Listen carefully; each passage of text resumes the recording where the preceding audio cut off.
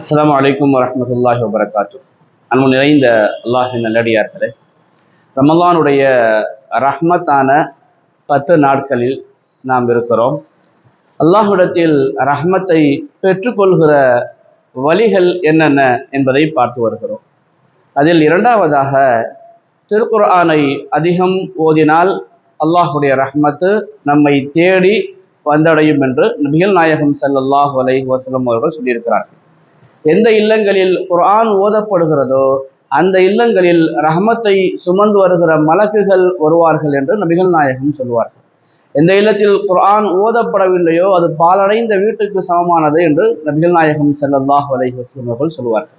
பொதுவாக ரமலானும் குர்ஆனும் உடலும் உயிரும் போன்று.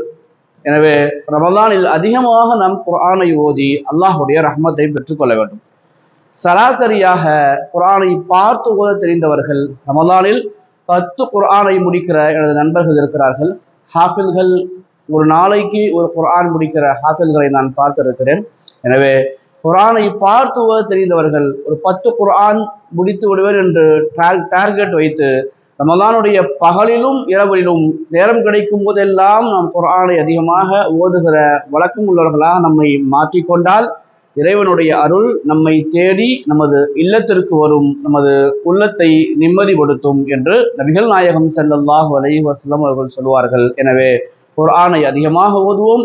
குர்ஆன் ஓத தெரியாதவர்கள் நமக்கு தெரிந்த குல் ஹுவல்லாஹு அஹது சூராவை அதிகம் ஓதினால், நாள் ஒன்றுக்கு 10 முறை குல் ஹுவல்லாஹு அஹது சூராவை ஓதினால் நமக்கு அல்லாஹ் சொர்க்கத்தில் ஒரு மாளிகை தருகிறார் என்பதாக நபிகள் நாயகம் சொல்வார்கள். நமக்கு எந்த சூறாக்கள் அதிகமாக மானம் இருக்கிறதோ அதை அதிகம் ஓதுவோம்.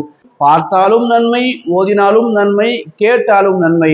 எனவே குர்ஆனை அதிகம் ஓதி அல்லாஹ்வின் அன்பை பெற்றுக்கொள்ள வல்ல இறைவன் நமக்கு தௌஃபீக் செய்வானாக. அஸ்ஸலாமு அலைக்கும் வரஹ்மத்துல்லாஹி வபரகாத்துஹு.